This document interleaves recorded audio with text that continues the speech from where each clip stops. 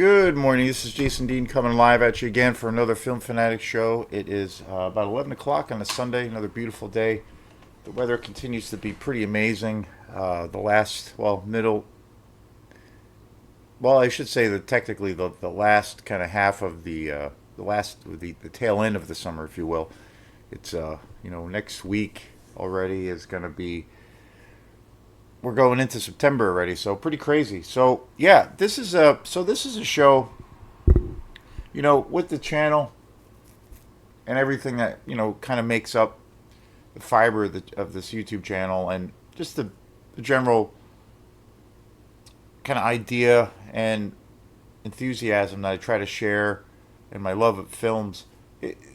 I try to, along with all of the videos that I've posted over the last year or two, and then all the regular, kind of reviews that I post, and just commentary.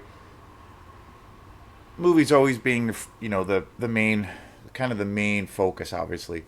And I usually, for the most part, about 95% of all of the movies that I talk about are usually all movies that I really love. I don't really review movies that I don't really like, or movies that just don't really. I don't really spend a lot of time trashing movies, or not even trashing movies, but giving negative reviews of movies. I pretty much try to focus on movies that I find just that I just love, and that are just really inspiring, basically. And usually the one exception to that is generally when I go to the movies, and then occasionally I do it outside of that situation. But when I do go to the movies, I usually will do a show on that movie, regardless of kind of the outcome. If I really love the movie, or if I found myself not liking it, I'll just, because it's the experience. Even if I go to a movie, or go to the movies over a long period of time, the experience itself is something I really love and that I really cherish, and it's pretty much my favorite form of pure escapism. So the experience itself of going to a place, going to a nice theater, paying for that ticket, going with a group of friends, or going with a good friend, or even going by yourself, going and sitting in this dark room with a bunch of strangers and seeing something for the first time. That initial kind of ritualistic thing to me is even if the movie is not very good, to me that experience is still rich and meaningful. And to me, it's the ultimate form of escapism. Obviously, if the movie is really great, and the movie is gold, then it's even more of a heightened experience. But I still cherish that experience really over everything else. Just the to me, it's like the ultimate form of just escaping from the busy week that you've had, or the maybe the not so great day, or just whatever. And then also watching movies at home, I really you know cherish that experience, because, and I've had that experience where sometimes it's almost better watching it at home, because I have a pretty nice system, and I have a pretty nice collection of films, and mostly what I focus on are trying to get really good Blu-ray quality movies. So it's the experience that will always be there. It's an everlasting kind of feeling. But what I try to do, along with the regular reviews, is I try to do these specialty videos, movies that are shows that are directly related to films. Whether it's I'm showcasing a director, or I do a show on, you know, a particular genre, or a film score.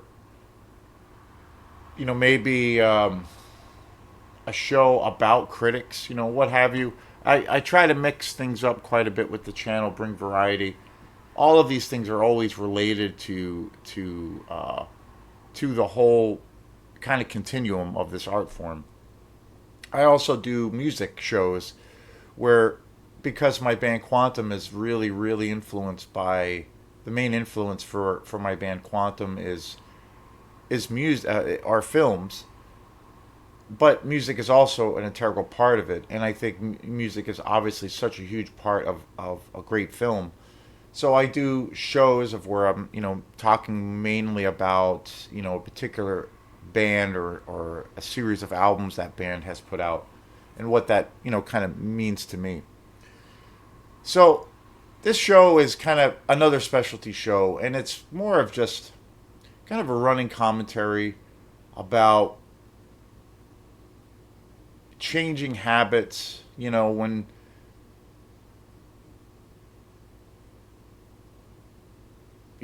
you're different, and your perspective changing, or and hopefully growing. I feel like you never stop learning, and you want to always kind of move things forward. You want to be challenged. Things that, when things get stagnant in general, I think that's kind of dangerous. Because I feel like I always try to have this idea of like the consummate student. Like, you're just, you might feel like you've acquired certain things, or that you have arrived at a certain place. But whenever those moments happen, things are fleeting all the time. Moments in time, life is always fleeting and moving at a very fast pace. But I feel like when you have those moments of, or those times of where, wow, okay, you feel like I've accomplished something, or I have, reached a certain place. I I do embrace those moments or those situations, but I don't dwell in that space very often. I kind of like acknowledge it, enjoy it for what it is, cherish it, and but then I kind of quietly let it go, and I usually like look to the next thing to try to maybe acquire more knowledge in that area. So it's like always moving forward. And I feel like, with your tastes, I'm a big movie collector. Obviously, my biggest hobby is movie collecting and movie watching and all things movies. So of course, like, my tastes are going to always evolve, and my habits are going to change.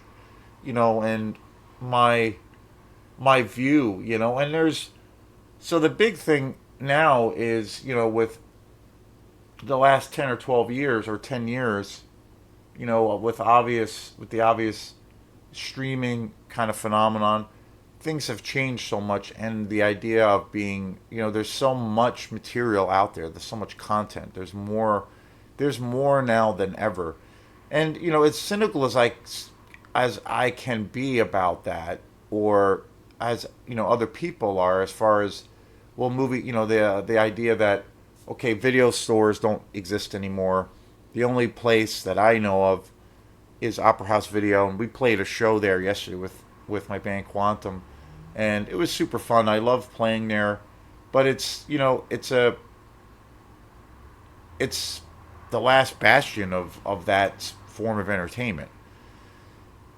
So things have shifted so much, and certain movies now, when they come out, they really tank, or they do very well.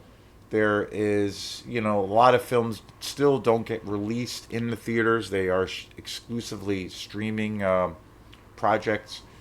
It's, we're in the age of so many television shows, so we're inundated and, you know, um, hit up all the time with content. Like this, for instance, YouTube. We have all of this information. I've learned a lot because of it, because of YouTube. But there's so much, and with everything, with every kind of genre or big explosion, as far as media content, there's always, you have to sift through certain things, and there's always good and there's bad. And then the thing that I'm most excited about and most thrilled about is the explosion of all of these incredible movie labels. A lot of people call them the boutique labels, which I guess is, an appropriate term, but all of these incredible movie labels that are reissuing all of these incredible grindhouse movies and all of these super low budget exploitation movies and slasher movies and just, amazing movies that you know, say 10 or 20 years ago were in complete and utter obscurity. Movies that no one even saw, or movies a few people saw and they went to total obscurity. Now they have this second or third, kind of life cycle, and a lot of these films are kind of being unearthed and rediscovered. And with all of the good and bad and a lot of the hectic nature of how things are, and being inundated, there's so much content out there, and a lot of people saying, when it comes to say music, especially music, bands can't really put out albums anymore per se. Everything is kind of going, away from physical media. But I think with all of these boutiques, it's all about physical media, and it seems to be really sustaining itself somehow. I honestly thought a lot of that would be going away, but it seems to be sustaining itself, if not growing. And people are still going to the theater, but I still feel, with all of those kinds of ups and downs and that kind of almost tumultuous place that we're in, I honestly feel, being a movie collector and everything, and a film fanatic, I kind of feel right now it's it's the best. Looking at just that alone, I kind of feel now it's like the best time to be alive. If you're, you know, especially if you're, a collector and into like all kinds of obscure things, or things that you might have saw a movie you might have saw when you were 10 years old and you saw it on some kind of midnight showing when you were a kid. Now it gets released on 4K or Blu-ray in this like incredible package.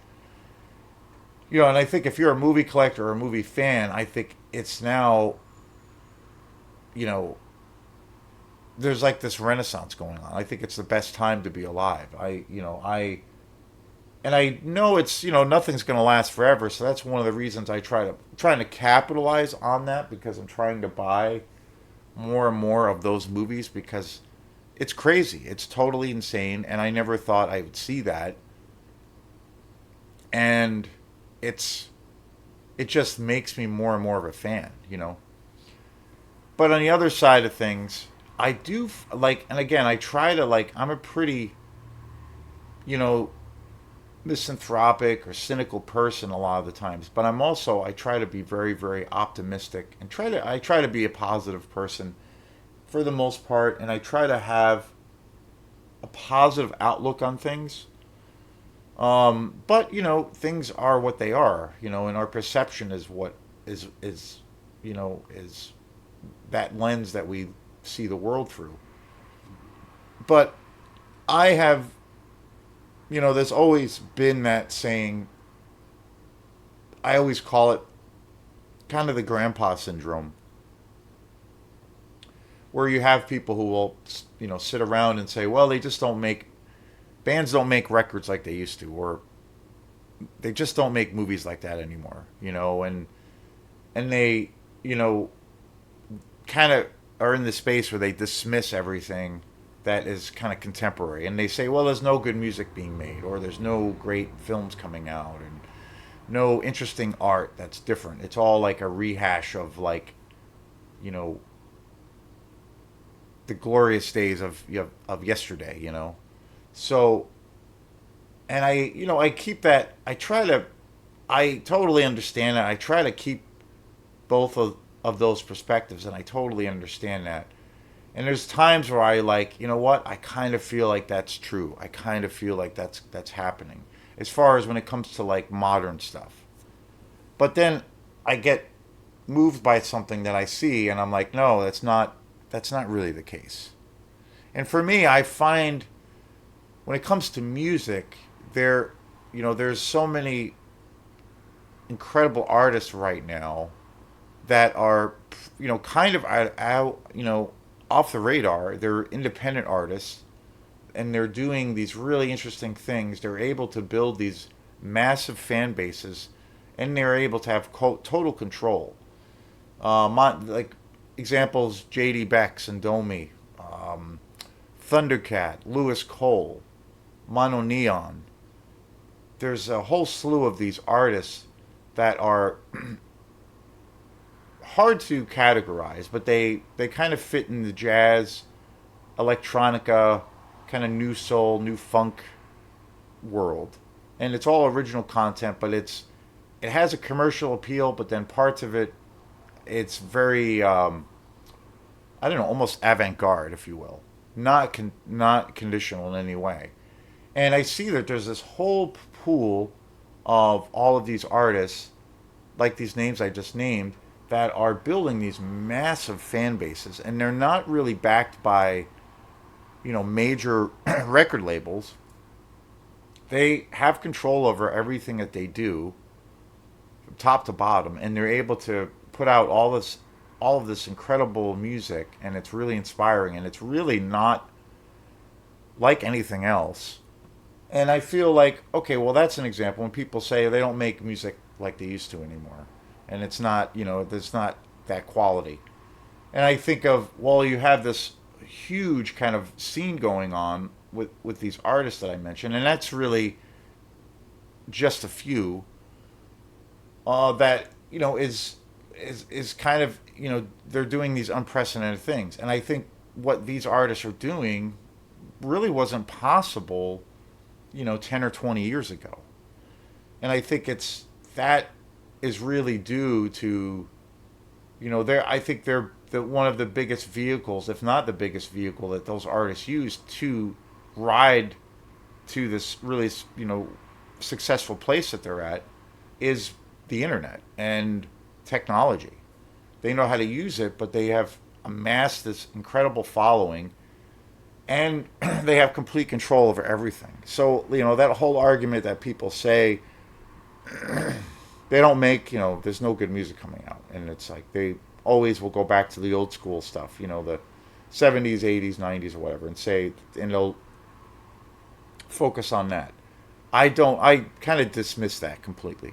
I feel like there is incredible music. And I think, in some ways, even though it's harder for musicians because they're the traditional model of, the putting out that record, or yeah, even like concept albums or double albums, that traditional model that bands followed for so many decades, where they're signed to a label, there is a record that's put out, there's all this promotion, the record sells, a lot because it's played on the radio, which doesn't exist anymore. And then there's this tour cycle, and then there's the merchandise. All of those traditional models are kind of gone.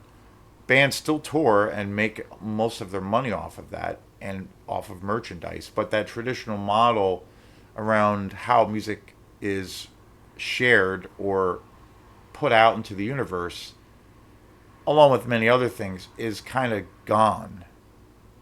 But I kind of feel with all of those things, I kind of feel it's almost the best time to be a musician. As maybe as strange as that might sound, but I kind of feel like it's kind of the best time overall, even though there's a lot of negatives. I kind of feel it's the best time for musicians and artists to build their own little empires, whether it's on a bigger scale or a small scale.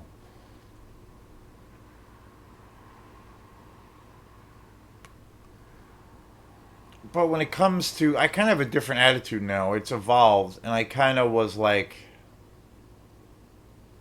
reluctant to go to that place, but it's just kind of happening. It just kind of happened, and it's just due to experience. And my experiences this past year or two. Again, when I said when it comes to movies, me being a collector and people that I know that are real big movie enthusiasts, and still love physical media, it's the best time to be alive, I think in that department, when it comes to film, the film industry, I think it's incredible. But again, on the side I don't on the other side of the fence, when I would say I'm not really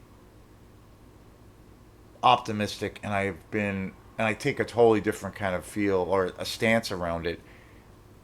It's around new movies that are coming out. Whether they are movies that are being made streaming platforms, you know, like Hulu or Netflix originals, um, all of these kinds of things.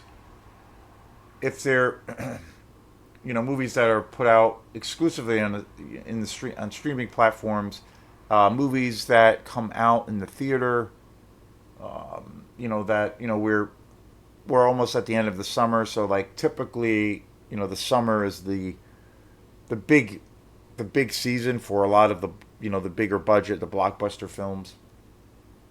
And then typically in the fall, winter, you have a lot more of the, well, art house films, if you will, or independent films and things of that nature. A lot of movies that kind of typically get nominated for Academy Awards come out in the fall or winter. Movies that are not like the big per se, kind of blockbuster things. But I have to say, I've been, as far as new movies go, I'm almost at a point where I'm like adapting that attitude of where I am in regards to that. I am adapting that the grandpa syndrome, where I'm like, I kind of agree with it. I honestly, for what it is, I honestly feel like, um, when it comes to new films that are coming out, I have never been more disappointed with what's coming out. You know, and I look at it as to why I'm feeling this way, and it's like I go to the movies less, but I go to the movies, and I have seen some very good movies.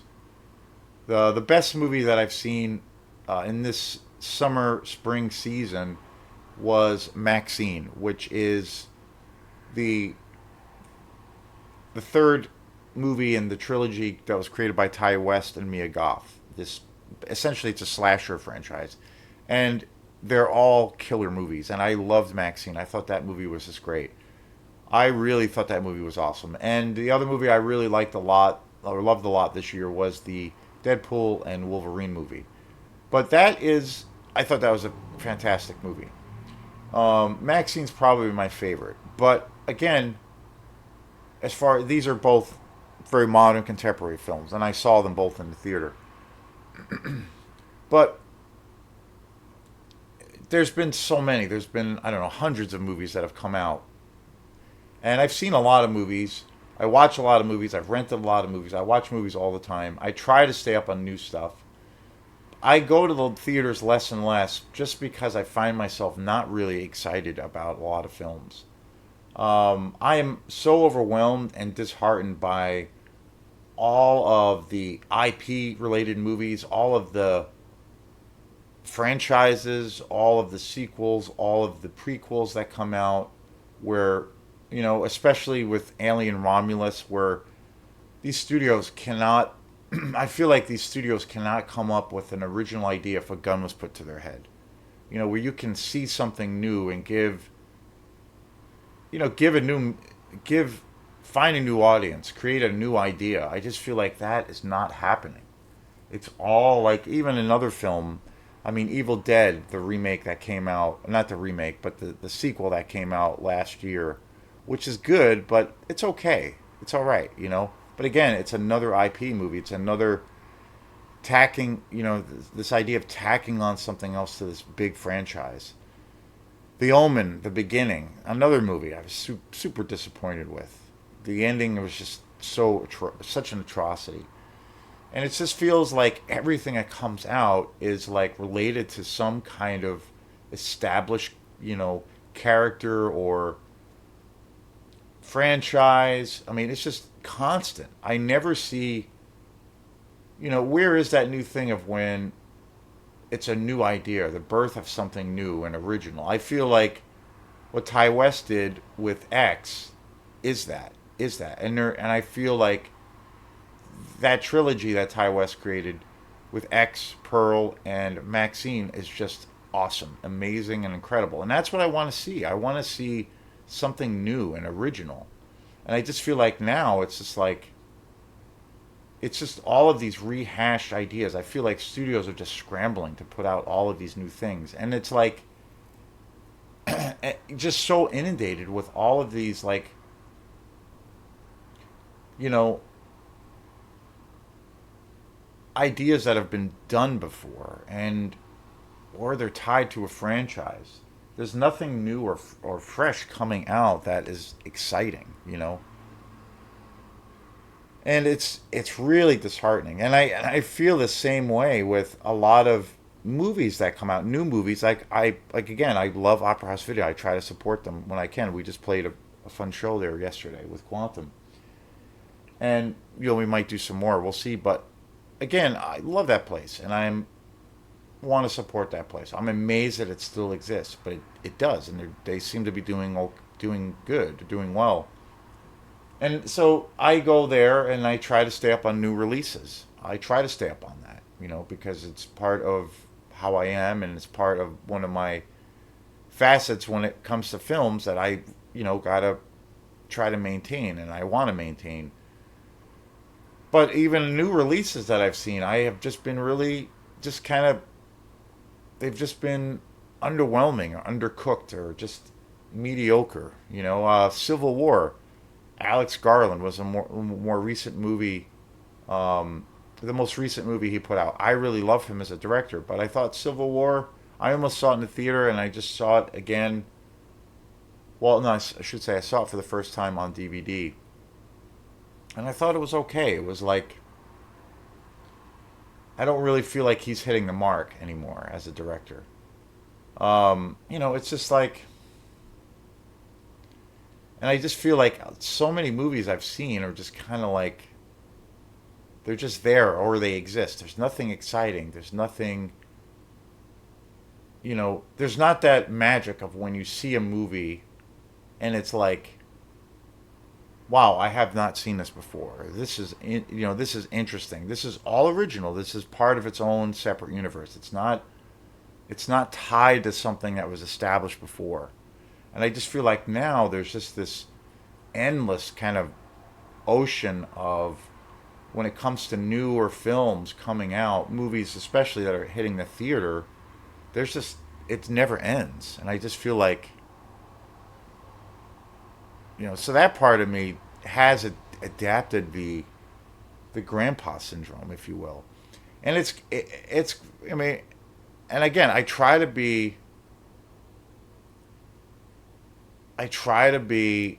not too cynical or too much of a Debbie Downer, if you will. I try to stay positive, but I have found myself just disappointed. I've been just disappointed with so many experiences around newer films that I kind of feel like I'm gonna I'm kind of playing that card, or I'm adapting that view of like Jesus Christ, they just don't make them like they used to. Like when I think getting back to what Ty West has done, I think that was like this ray of light in this really dark, you know, ocean of just bleakness. When it comes to like original movies and things that are exciting and different, and that is a whole new world that you're being introduced to, and I just feel like that's so rare. That's so rare. It doesn't happen anymore. Or just one-off, just movies that come out and tell a good story, whether they're horror films, action films, or whatever it is. Just movies that come out and do something new and it really, hold your attention. They don't have to be a part of a franchise or the beginning of a franchise. It's a new and fun experience. And I just feel like that is becoming a thing where it's harder and harder to find. So I'm kind of at a point where I'm like I'm turning into that grandpa, and I'm gonna have that attitude. And and I also feel like it's happened to me so much, and my feelings around this whole issue have changed so much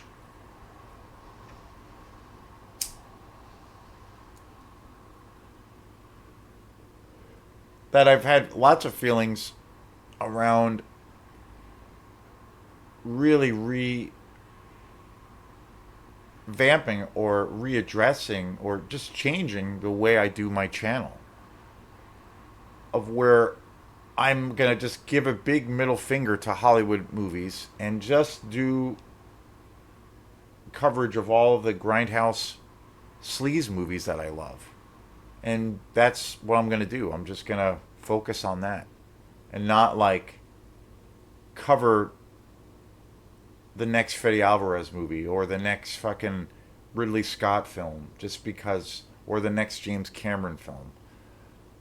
Uh, just being like, fuck this. I'm gonna just do the movies that I feel are great and fun and that I'm excited about, and I'm not gonna like, you know, pay any more attention to this or all of this recycled horseshit that keeps coming out time and time again.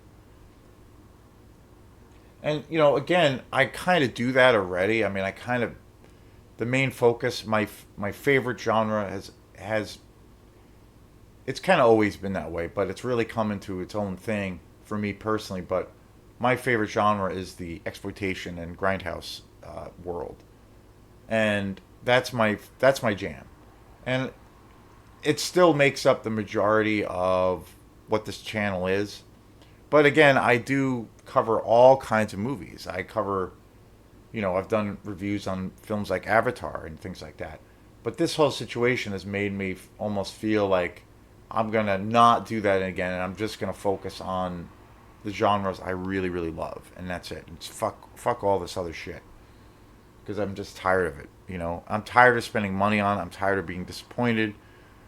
I'm tired of being led along as a fan and as a consumer and somebody who has really, you know, to a degree, like waved a flag saying you got to support your local movie theater. You really got to support these filmmakers. You got to, you got to support this art form. I've gotten so cynical around it where I'm just like, fuck it, I don't even care anymore. And I know that's a strong thing to say, and I probably won't fully go in that direction, but that's kind of where I'm at. And so there'll be less coverage of movies that are outside that mainstream new films. There will be a lot less coverage of those movies. I'm just not really interested in those anymore. Um, I'm really gonna keep focusing on the sleazy movies that I love, and because they're fun, and it's like that's the only thing that's really interesting me anymore. That being said, I still will probably do other, big budget films and things like that. But it's definitely shifted for me. So I just wanted to do a quick show on, being a fan and a film fanatic around different perspectives and our changing habits as consumers and as fans, and my own personal habits that have definitely evolved. So thanks again, and we'll see you next time. Peace.